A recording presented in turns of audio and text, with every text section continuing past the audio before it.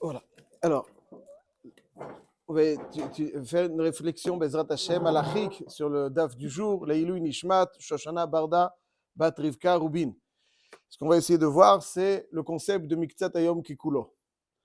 Dans Nézirut, il y a une marloquette entre Barpada et Rav Matna. Quelle est la durée d'une Nézirut? 29 ou 30 jours. Là, la est comme Rav Matna, que c'est 30 jours. Le Rambam, il est posek dans Perek Gimel de Ilchot Nézirut, que Stam Nézirut, Shloshim Yom. C'est-à-dire, lorsque quelqu'un s'engage à être Nazir, il dit Areni Nazir. Alors, Stam Nézirut, il n'a pas précisé le nombre de jours. Areni Nazir, combien de temps? Il n'a pas dit. Areni Nazir, on lui demande d'être Nazir, Shloshim Yom. C'est ça qui dit le Rambam. Keitzad, Mishama Areni Nazir, En Pachot Mishloshim Yom. Et de façon très surprenante, on l'apprend de Yehiye. Il y a une gematria du mot Yehiye. Il y a marqué dans la Torah au sujet du Nazir qu'il sera Nazir. Yehiye, Yudke, ça fait donc 30. Donc, le Roche dit que ce n'est pas la source, mais c'est une Kabbalah qui est dans le support de ce concept de Stam Nezirut Shloshim Yom. Si quelqu'un dit Areni Nazir Shloshim Yom Shlemim, alors là, il a besoin impérativement d'être Nazir pendant 30 jours jusqu'à la fin. Mais s'il n'a pas dit Areni Nazir Shloshim Yom Shlemim, alors le Rambam nous dit, Gemara, Dafé Amoudbet dans Nazir, Rambam Perik Dalet Milchot, Nezirut Alacha Aleph, il pourra faire la tiglachat, c'est-à-dire achever sa Nezirut en faisant la tiglachat avec l'entrée du 30e jour. C'est-à-dire il n'a pas besoin de 30 jours complets, mais il faut 30 jours complets, mais im gilach biyom shloshim, il a fait la tiglachat, alors aussi yatsa. La tiglachat et les korbanot, il les amène après le 30e jour? Vraisemblablement, il les amène aussi avec la tiglachat. Avec la tiglachat, il amène le 30e jour, ça inclut tout cela. Et donc, il peut être, un nazir, il peut être, en ayant dit Areni Nazir Stam, que Stam Nezirut Shloshim Yom, il peut, le 30e jour, il va compter donc jusqu'au 30e jour. Le 30e jour à midi, il peut manger et boire ce qu'il souhaite. Après la tiglachat, l'avdav kamidi. Ouais. Non, mais après le net. Il faut qu'il amène les korbanot. Il faut qu'il tiglachat les korbanot. Et lorsqu'il amène. Il aurait pu faciliter, presser, vous s'en débarrasser. Oui, tout à fait, vous avez raison. Oui, 100%. Hazak ou bon. L'avdav kamidi, dès qu'il amène. Et là, on dit que même s'il n'y a pas 30 jours complets qui sont arrivés, c'est Bedi Avat Sebovim, Gilach Biom Shloshim, Yatsa. Donc nous avons un concept intéressant de Miktsat Ayom Kikulo. C'est-à-dire qu'il y a des halachot dans la Torah dans lesquels on va dire que même si pas toute la journée est passée, alors c'est considéré aussi qu'on est arrivé au chiffre 30. On est arrivé au chiffre 30. La Torah dit Stam Nezirut Shloshim Yom. Voilà, je suis arrivé au chiffre 30. Pas besoin de 30 révolus, mais quand on a abouti au chiffre 30, ça marche. Comme ça, c'est le din Miktsat Ayom Kikulo. On le voit par exemple dans le Isur Tiglachat aussi, qui est un peu similaire, dans le Homer. C'est-à-dire que dans le Homer, on ne peut pas se raser, se couper les cheveux. Alors, Yom Lamed Dalet, les Ashkenazim Lamed Gimel, mais Sfaradim Lamed Dalet la Homer, dès que le matin arrive, on peut. Pourquoi? Il n'y a pas 34 sur passé. Aval Miktsat Ayom Kikulo. Dans Ilchot Avilut Lo Alenu, dans le 7e jour, Miktsat Ayom Kikulo. Il n'y a pas 7 jours révolus qui sont passés. Ouais, il n'y a pas 7 jours. On est le 7e jour. Donc le 7e jour, les lois de Shiva s'estompent. Donc on voit qu'il y a un concept de Miktsat Ayom Kikulo. C'est-à-dire que même s'il y a une petite partie du 7e jour, c'est-à-dire quand la Torah elle nous donne un chiffre, on n'a pas besoin que ce chiffre soit révolu, que tous les 7 jours soient passés. Dès qu'on arrive au chiffre 7, on a passé une partie du chiffre 7, ça suffit. Ça, c'est le concept de Miktsat Ayom Kikulo qu'on retrouve dans Nazir, qu'on retrouve dans Avelut et qu'on retrouve dans plein de lois très chamourot, telles que par exemple la Zava. Je donne un exemple. La Zava Baïkaron, c'est-à-dire, c'est quoi une Zava? Il y a une différence entre Nida et Zava. Nida, c'est une femme qui voit lorsque son cycle est normal, alors elle devrait attendre 7 jours complets. On y revient, 7 jours complets. C'est-à-dire que Midin Torah, une femme qui a un cycle, elle compte à partir du moment où elle a son cycle, 7 jours, le 7e jour, révolu le soir, 7 jours passés, elle va au mikvé et elle est Tehora. Elle va au mikvé. Mais il faut qu'elle attende 7 jours révolus complètement, entièrement, 7 jours complets. Et donc aujourd'hui, nous, on n'est pas dans ce système. C'est vrai. Enfin, le 7e jour révolu. Vous avez tout à fait raison. Le premier jour n'est pas entier, mais le 7 jours révolu. Donc on arrive à la fin du 7e jour. Là, on dit qu'elle peut aller au mikvé et elle est mouteret à son mari. Aujourd'hui, on est mahmirim. Khumra, ce qui s'appelle Khumra de Rabbi Zera. Khumra de Rabbi Zera nous dit qu'afilou l'orata et la tipat dam ki khardal yoshevet alea shiva nekim. Yoshevet alea shiva nekim. C'est-à-dire, mideoraita, une femme qui voit son cycle normal, 7 jours, et ce qui caractérise la pureté du Ham Israël, c'est que même si elle a vu tipat dam ki khardal, une re'ia donc normale, azedin et ki yoshevet shiva nekim. Ça veut dire, normalement, mideoraita, shiva nekim sont nécessaires uniquement dans une Zava Gedola. C'est-à-dire une Zava Gedola, c'est une Zava qui a vu 3 jours, elle a besoin d'attendre Shiva Nikim, mais si elle a vu un jour, Yoshevet Yom Keneged Yom, 2 jours, Yoshevet Yom, et un jour Naki, ça suffit.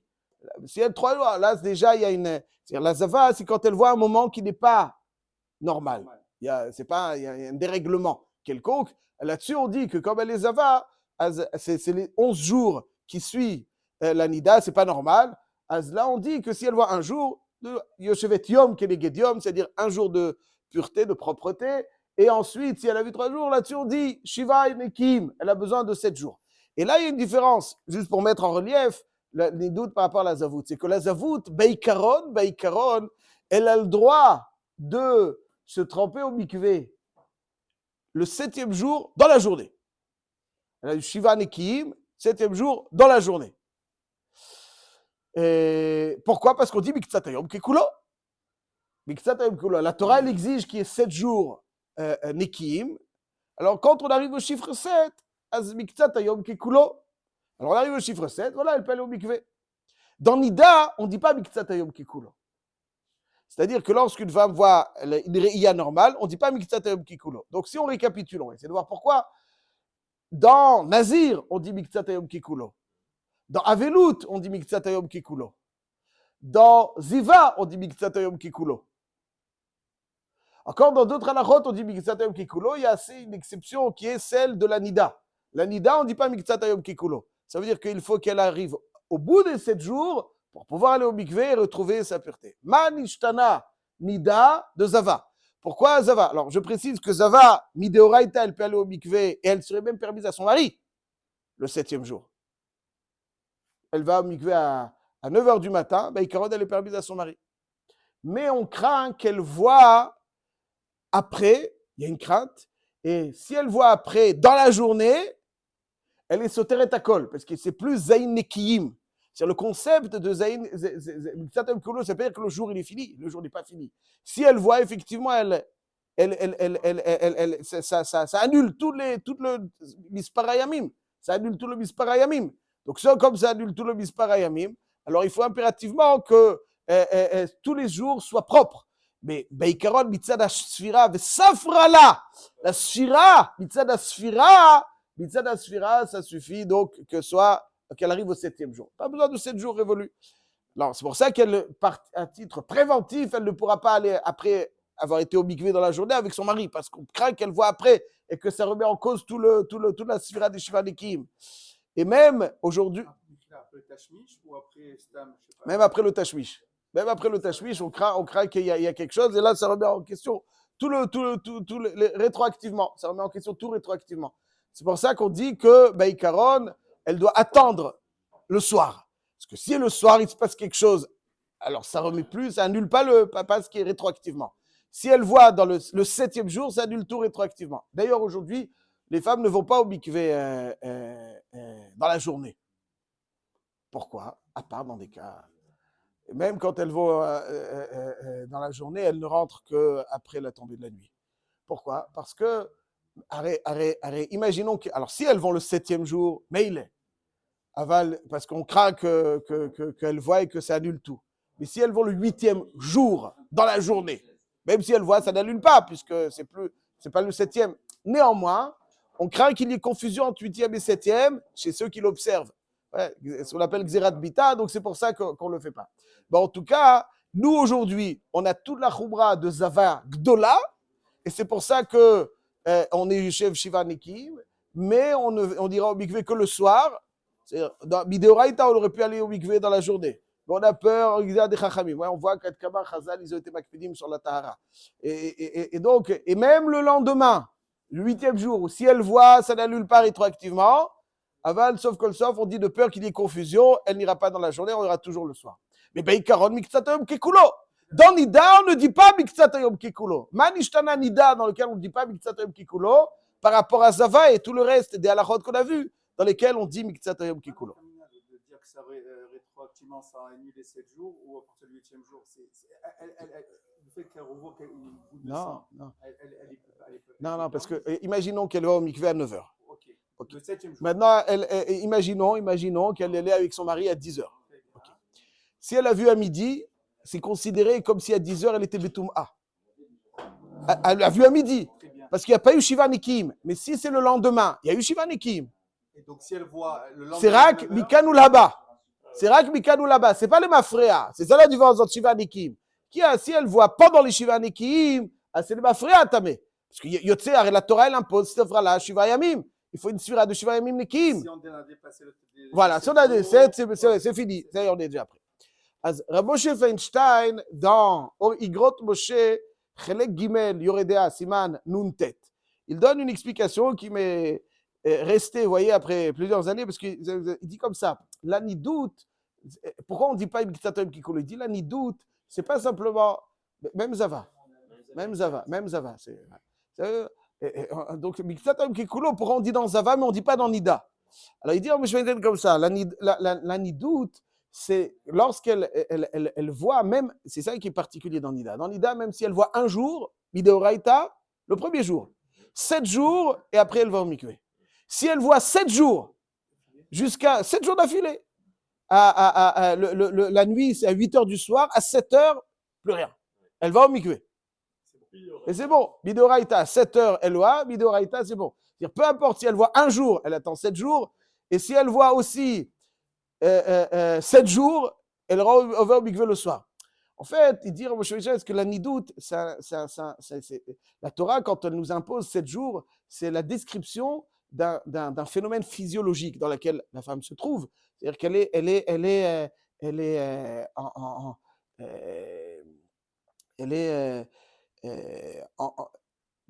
susceptible de voir n'importe quand dans les 7 jours. C'est comme ça, ça veut dire qu'il y a un phénomène qui ne s'achève qu'au bout de 7 jours. C'est ce qu'on appelle Mariana Patouar, un phénomène physiologique qui la rend susceptible de voir à chaque instant et qui fait qu'elle retrouvera ce phénomène physiologique, elle retrouvera son statut normal, physiologique normal, qu'au bout de 7 jours. Donc, Miktsatayom Kekulo, c'est concernant des halachot. Des halachot. C'est-à-dire, il y a une halacha de Sfirat Shiva Nekim. Il y a un din de Sfirat Shiva Nekim. Alors c'est vrai que c'est pour, mais les maasés, ce que la Torah dit, dès qu'elle compte Shiva Nekim, ça suffit. Nezirut, c'est aussi une halacha de Sfirat Shloshim Yom. Avelut, c'est Shiva Yamim. Ça ne décrit pas forcément un phénomène physiologique. Là, dans la Nida, c'est Mayana Patouar. Mayana Patouar. Et donc, comme Mayana Patouar, elle doit attendre le bout des 7 jours. Donc, ça veut dire Nida, Bekitsour, c'est un din particulier qui nécessite d'aboutir à la fin des 7 jours pour pouvoir aller au mikvé, parce que le shorej de la Toum'a de Nida, c'est pas une sphira qui vérifie, qui confirme, ou bien des halachot. C'est un phénomène physiologique que la Torah, elle dit, Mayana Patouar. C'est comme s'il y a tout le temps du sang, il y a un phénomène physiologique qui fait qu'elle ne peut pas. Donc, tu peux pas dire que ça donne le quand c'est description donc, d'un phénomène physiologique duquel il faut donc éviter, pendant lequel il faut éviter d'avoir des relations. Ça, c'est donc ce phénomène physiologique, et ça elle s'achève qu'au bout des 7 jours. Par contre, dans le reste des halachot, on dit effectivement, Miktsatayom Kekulo. Et juste, j'aimerais terminer sur quelque chose aussi qu'on peut retenir de ce Miktsatayom Kekulo dans notre vie de tous les jours. Il y a le Gaon Mikojiglov. Le Gaon Mikojiglov, c'est un des plus grands génies de la Pologne qui a été malheureusement assassiné pendant la Shoah, comme d'autres géants de la Torah, et qui était donc le rav d'une ville qui s'appelle Kojiglov et qui a remplacé Meir Shapira Milouvlin, fondateur du Daf Yomi, qui était le Rosh Yeshiva de Chachmei Louvlin, et malheureusement, il est décédé, nous relativement jeune. Et alors qu'il avait tout, c'était particulier, la façon de c'est pas l'opachut. Et son remplaçant, c'était le Gaon Mikojiglov, c'est-à-dire le Rav Osner, il était Talmid à Yeshiva de Chachmei Louvlin, et le Gaon Mikojiglov, donc il est l'auteur de plusieurs sfarim, dont le plus célèbre, c'est Shoot Eretz Tzvi. Eretz Tzvi. Il a été assassiné en 1943, malheureusement. Et il dit, dans une il dit, il y a marqué dans la Gemara, dans Masechet Shabbat, que quand on rentre un homme dans le din, on lui dit Nasata venatata be'emuna, kavata itim la Torah. Ouais, alors Nasata venatata be'emuna, c'est-à-dire tu as commercé avec emuna. Kavata itim la Torah, tu as fixé des moments pour la Torah. Et il dit que kavata itim la Torah, a priori, c'est la question qui aurait dû être la première. Ouais, j'explique un petit peu. Ouais, c'est kavata itim la Torah, c'est là, Nasata venatata be'emuna. Bon, ça après c'est business. Aval, il dit comme ça, on ne pourra lui poser la question de Kavat Haïtim la Torah que si on aura une réponse sur Nasata Venatata Be'emuna. Pourquoi? Parce qu'il dit, Kviut Itim la Torah, il y a des moments bien fixes dans la journée durant lesquels un homme s'adonne au limud à Torah. Mais durant le reste du temps, est-ce que tu as été Nosé Venoten Be'emuna veut dire tu as donné un sens à ton business, un sens à tes actions. Si tu as donné un sens à tes actions, alors si oui, Kavata Itim la Torah, ta réponse sera satisfaisante. Parce que ça veut dire que les moments durant lesquels tu as fixé, donc les moments de Torah que tu as fixés, tout gravitait autour d'eux, c'est-à-dire tout était orienté vers eux. Donc si la réponse est satisfaisante de Nasata Venatata et Be'emuna, alors on peut déjà entamer la question de Kavata Itim la Torah. Il dit, ça miktsatayom kekulo. Quand quelqu'un il étudie, même une partie de la journée, miktsatayom. Aval, après, business pour la Torah. Tout est dirigé vers la Torah, tout est dirigé tout a un sens. Ça veut dire que, comme le Shulchan Aruch dit, Orahaim Siman Resh Lamed Aleph, la perception du juif, c'est pas de dire j'ai une mitzvah le matin, j'ai un limoud, et après, je vais à mes occupations. Et je prie Hachem pour qu'il me permette de réussir mes occupations, ma vie. Non, c'est vrai que c'est ta vie, aval. Ta vie, tu dois lui donner un sens. C'est-à-dire que tout doit être orienté. C'est pas déconnecté de la Torah. C'est pas tu sors du Beth Midrash ou de la Shul, non, tu passes ta vie, c'est déconnecté de la Torah avec Siyata d'Ishmaïa, tout ce qu'il faut. Non, tout doit être orienté vers la Torah. Tout doit être un sens. Chaque initiative doit avoir un sens. Et donc ça, c'est Nasata Venatata Be'emuna. Emuna, ça veut pas être simplement dire fidèlement, mais fidèlement, oui, dans toute sa mesure, c'est-à-dire pas sans mentir, mais sans Emouna, c'est-à-dire que chaque chose a été correctement utilisée, que chaque énergie a été correctement orientée. Ça, c'est Nasata Venatata Be'emuna. Nasata Venatata Be'emuna, avec la fidélité que la Emouna caractérise, ça veut dire sans déviation, avec constance. Ça, c'est l'Emouna. Ne'eman, la Emouna. Ça, c'est donc la définition. Si la réponse est affirmative sur Nasata Venatata Be'emuna, alors là, on verra, oui, est-ce que ça veut dire les choses avaient un sens. Ok? Alors quel sens ils avaient? Qu'est-ce qui était au centre? Kavata Itim la Torah. C'est-à-dire lorsque Kavata Itim la Torah, ils ont dit Miktsat Hayom Kekulo. Donc chaque juif doit se souvenir que Miktsat Hayom Kekulo, c'est une halakha qui est dit donc dans plein de domaines, dont le limud à Torah, dans lequel à partir du moment où quelqu'un il est kové à Itim la Torah, Miktsat Hayom, comme s'il étudie toute la journée. Lo yamush sefer Torah zemipicha ve'agit abo yomam valayla peut être accompli lorsque Nasata Venatata Be'emuna et que Kavata Itim la Torah.